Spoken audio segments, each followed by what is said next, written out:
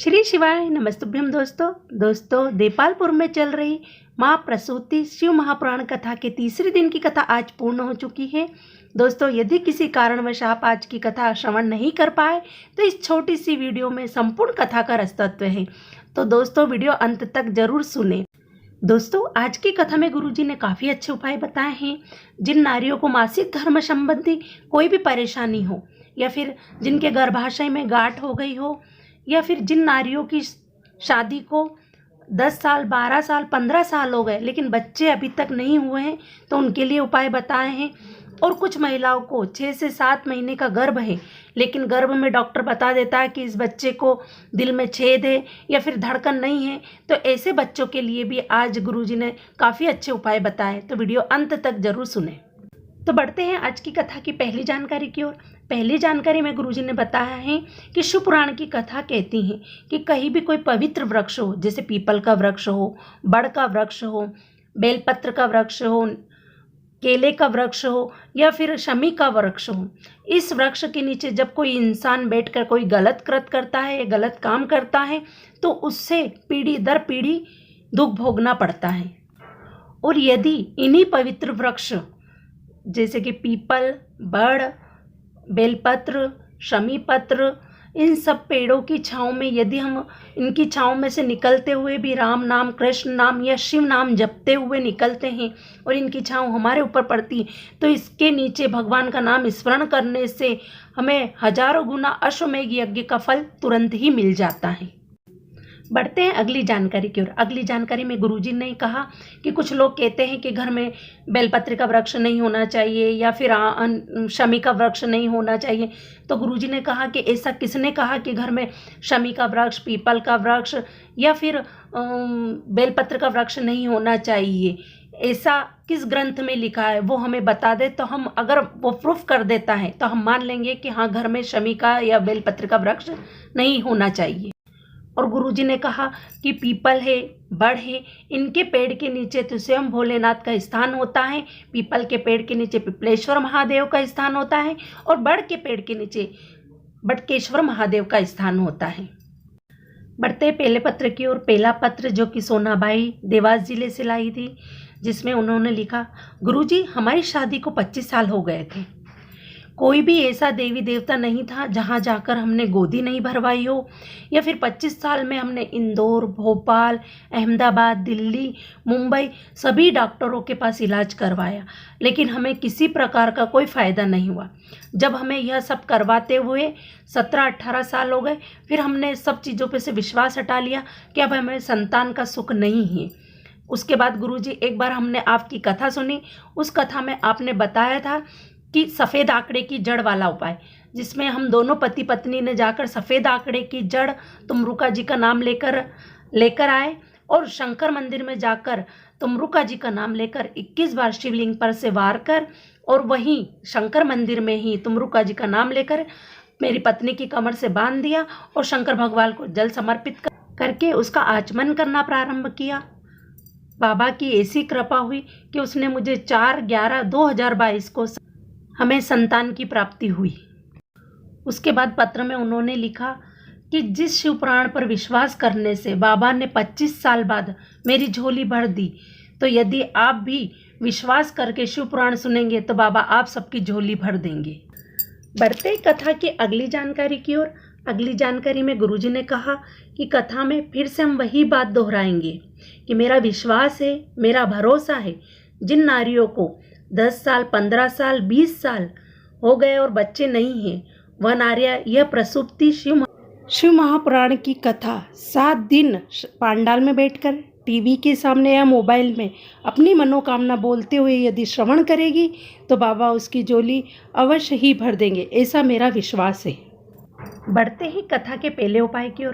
पहला उपाय, जिन नारियों को 10 वर्ष 15 वर्ष 20 वर्ष हो गए लेकिन संतान नहीं है, तो वह यह उपाय एक बार अवश्य करके देखें।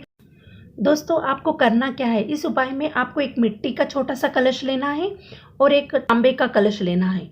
मिट्टी के कलश में जल भरकर उसके ऊपर तांबे से भरा हुआ जल का कलश रख लेना है, और जब यह रखकर अपने घर से निकलो तो माता प्रसूति, दक्ष प्रजापति और माता वीरणी हाँ, इन तीनों का स्मरण करते हुए यह कलश लेकर अपने घर से चलिए और जहाँ बड़ के पेड़ के नीचे शिवलिंग हो, शिवलिंग कैसा भी हो, छोटा बड़ा कैसा भी हो, पर बड़ के पेड़ के नीचे होना चाहिए। बड़ के पेड़ के नीचे शिवलिंग हो, वहाँ पर आप जाइए। वहाँ पहुँचने पर आप सीधे हाथ में मिट्टी का कलश और उल्टे हाथ में तांबे का कलश, दोनों हाथ में एक एक कलश लेकर इन तीनों नामों का स्मरण करते हुए माता वीणी, माता प्रसूति और दक्ष प्रजापति, इन तीनों का स्मरण करते हुए एक जैसी धार दोनों कलश से शिवलिंग पर चढ़ाते जाइए और भगवान से अपने मन की प्रार्थना करते जाइए, संतान प्राप्ति के लिए कामना करते जाइए। और वह जल चढ़ाने के बाद वहाँ से जल लेकर दोनों पति पत्नी उस जल का आचमन करें और बाबा से संतान प्राप्ति के लिए कामना करें। दोस्तों, यह उपाय आपको वैशाख के महीने में ही करना है। आप यह वैशाख के महीने में किसी विशेष तिथि, जैसे शिवरात्रि आ रही है, शिवरात्रि, सोमवार की अष्टमी, इन विशेष तिथियों पर करें। इसके बाद गुरुजी ने कहा कि यदि आपसे कोई पूछे कि यह उपाय आपने कहाँ से निकाला है, गुरुजी ने कहाँ से बताया है, तो आप उनको बोलना कि यह उपाय शिव महापुराण के सती खंड के अध्याय नंबर 13 का है और पेज नंबर 155, 156 और 157 गोरखपुर की जो गीता प्रेस की शिव पुराण है उसमें लिखा है, तो आप उसमें देख सकते हो। बढ़ते कथा के दूसरे उपाय की ओर।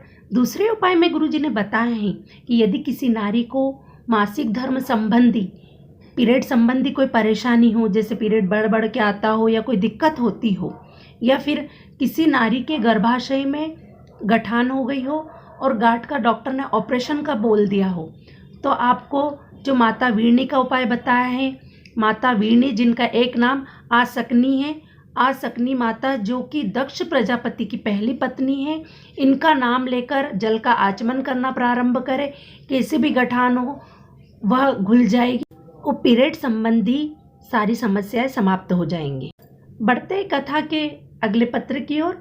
अगले पत्र जो कि पूजा यादव जी, विजय यादव जी इंदौर से लाए थे, जिसमें उन्होंने लिखा, गुरुजी मेरे पति की दोनों किडनियों में घाव हो गए थे, बहुत इलाज कराए पर घाव नहीं भर पाया।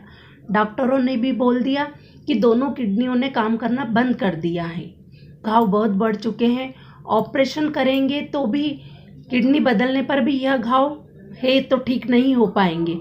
लेकिन फिर भी डॉक्टरों ने ऑपरेशन की सलाह दी। हम लोग घर आ गए।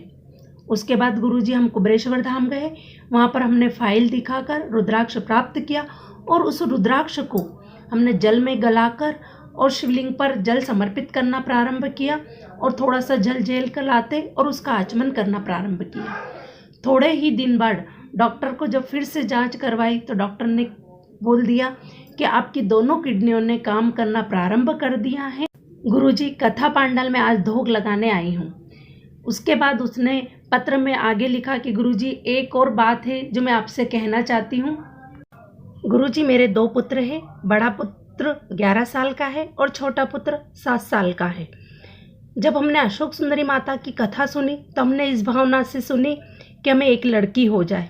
भगवान की कृपा से हमें गर्भ भी ठहर गया, लेकिन साथ में एक गठान भी हो गई। गर्भाशय में होने के कारण डॉक्टर ने कह दिया कि आप बच्चे को निकला लीजिए, नहीं तो आगे जाके बहुत दिक्कत हो जाएगी। पर गुरुजी हमने बाबा पर विश्वास कर जो नाम आपने बताया था शिव जी का, वह लेकर हमने शिवलिंग पर जल समर्पित करना प्रारंभ किया और जल का आचमन करना प्रारंभ किया। 3 महीने में गठान घुल गई और गुरुजी बच्चा भी बिल्कुल स्वस्थ है। बढ़ते हैं अगले उपाय की तरफ। अगले उपाय में गुरुजी ने बताया है कि जिन नारियों को 6 महीने का, 7 महीने का गर्भ हो और उस समय डॉक्टर बोल देता है कि बच्चे की धड़कन नहीं है या बच्चे के हृदय में छेद है या फिर किसी बच्चे को बार बार ब्लड चढ़ता हो, ऐसा बच्चा हो, तो उसके लिए भी गुरुजी ने कहा कि आप डॉक्टरों का इलाज कराएं, प्रॉपर दवाई खिलाएं, चेकअप करवाएं, डॉक्टर को बिल्कुल ना छोड़े, डॉक्टर का काम डॉक्टर को करने दें।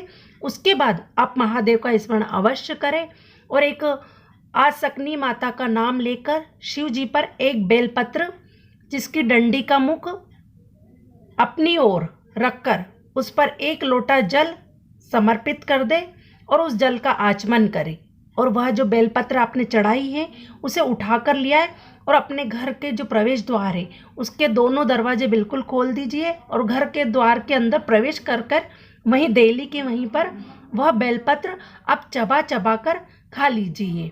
गुरुजी ने किया। अगर किसी भी प्रकार का ऑपरेशन भी होना हो तो आप 10 से 15 दिन यह उपाय एक बार अवश्य करके देखें, फिर आप चेकअप करवाइए। आज की कथा में गुरुजी ने माता आसकनी का ही उपाय बताया है कि यदि आपके घर में गौ माता हो और गाय को भी गर्भ नहीं ठहरता, बच्चे नहीं होते हो जिन गौ माता को, और या फिर अगर उनको बच्चा भी हो जाता है तो बच्चा होने के बाद दूध नहीं दे पाती हो, तो उसके लिए भी माता आसकनी का ही उपाय बताया है, माता वीरनी का ही उपाय बताया है।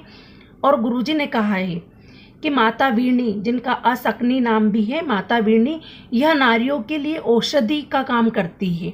मतलब माता असकनी, जिसे हम वीरनी भी बोलते हैं, इनका नाम का स्मरण ही नारियों के लिए औषधि का काम करता है। अगली जानकारी में गुरुजी ने कहा कि आपको मैंने पहले की कथा में भी बताया है, आपको स्मरण में है या नहीं, तो हम दोबारा बता देते हैं कि जब भी बेटी की जब विदाई होती है, उसकी शादी करके जब बेटी को विदा करते हैं तो विदा करने से पहले बेटी को अपने घर के तुलसी क्यारे के यहाँ एक घी का दीपक अवश्य जलवाए। और यदि आपके घर में नई बहू भी आ रही हो तो सबसे पहले उससे भी तुलसी क्यारे के यहाँ पर एक घी का दीपक जरूर जलवाए।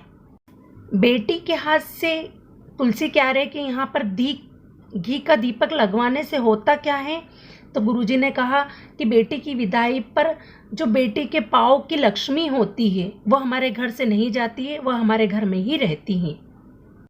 इसके बाद गुरुजी ने अगली जानकारी में बताया है कि 25 तारीख को 25 अप्रैल से उनकी एक और कथा जो प्रारंभ होगी उसका नाम एकांतेश्वर महादेव रखा है। यह एकांतेश्वर महादेव में गुरुजी, जो बच्चा गलत संगत में चल गया, गलत राह पे चल गया है, मदिरा शराब आदि का पान करता हो, और जो लड़कियां भी गलत संगत में या गलत राह पर चली जाती हो, उनके लिए भी यह एकांतेश्वर महादेव की कथा का श्रवण करें और इसके उपाय बहुत ही अच्छे हैं। तो आप यह 25 तारीख को 2 बजे से 5 बजे तक आस्था चैनल पर देख सकते हैं। बढ़ते हैं अगले पत्र की ओर। अगला पत्र जो कि कुसुम जितेंद्र आचार्य देपालपुर से लाए हैं, जिसमें उन्होंने लिखा कि तेरे दरबार की निराली शान देखी है, तुझे देते हुए नहीं देखा पर झोली भरी हुई देखी है। गुरुजी ने इस लाइन की बहुत तारीफ की। उसके बाद कहा कि शिव पुराण की महिमा का क्या बखान करूं गुरुजी। मेरे 2 लड़कियां थी गुरुजी, एक 14 वर्ष की और एक 6 वर्ष की। मुझे लड़का नहीं था। मैंने बहुत पंडित, ज्योतिष सबको मेरी पत्रिका दिखाई, पर सभी ने मना कर दिया था कि आपकी किस्मत में लड़के का योग नहीं है, आपको लड़का नहीं हो सकता। फिर एक बार मैंने टीवी पर जब आपकी कथा सुनी तो टीवी के सामने ही बैठकर मैंने कथा सुनते हुए बाबा से अपने मन की बात कही। बाबा, मेरे घर में 2 बेटी हैं, एक पुत्र की इच्छा रखती हूँ, मेरी प्रार्थना स्वीकार करें। और उसके बाद मैंने आपका बताया हुआ पशुपति व्रत किया और पशुपति व्रत करने के बाद 30 अगस्त 2022 को मुझे पुत्र रत्न की प्राप्ति हुई। बाबा को धोख लगाने कथा पंडाल में आई हूँ। दोस्तों, यदि आपको वीडियो पसंद आई तो वीडियो को लाइक करें, मेरी चैनल भक्ति दर्शन को सब्सक्राइब करें और बेल आइकन को प्रेस करें। जय श्री महाकाल।